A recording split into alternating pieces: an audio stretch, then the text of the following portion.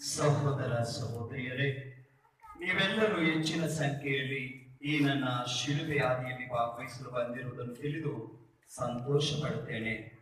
ಈಗ ನನ್ನಲ್ಲಿ ಒಂದು ರೀತಿಯ ಆತಂಕ ಮನೆ ಮಾಡಿದೆ, ಭಯದ ಬಿರುಗಾಳಿ ಎದ್ದಿದೆ. ಈ ನನ್ನ ಮನೋಸ್ಥಿತಿಯನ್ನು ಯಾರಲ್ಲಿ ಹೇಳಿಕೊಳ್ಳಲಿ?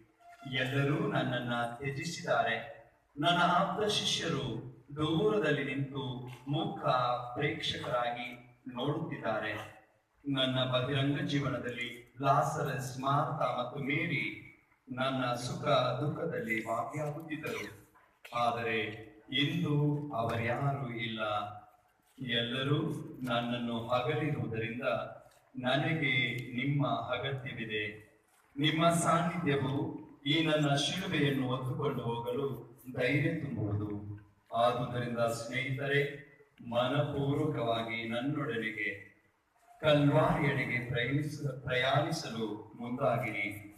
ಎಲ್ಲರೂ ಈ ನನ್ನ ಶಿಲುಬೆಗೆ ಹೆಗಲನ್ನು ಕೊಟ್ಟು ನನ್ನ ಭಾರವನ್ನು ಹಂಚಿಕೊಳ್ಳಬೇಕೆಂಬುದೇ ನನ್ನ ಇಚ್ಛೆ.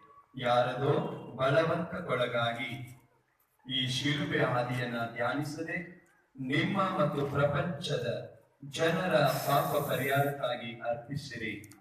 ಇಂದಾದರೂ ಮನ ಪರಿವರ್ತನೆಗೊಂಡು ನನ್ನೊಂದಿಗೆ ನಡೆಯಲು ದೃಢ ನಿರ್ಧಾರ ಮಾಡಿರಿ. ಬನ್ನಿ, ಮುಂದಕ್ಕೆ ಸಾಗೋಣ.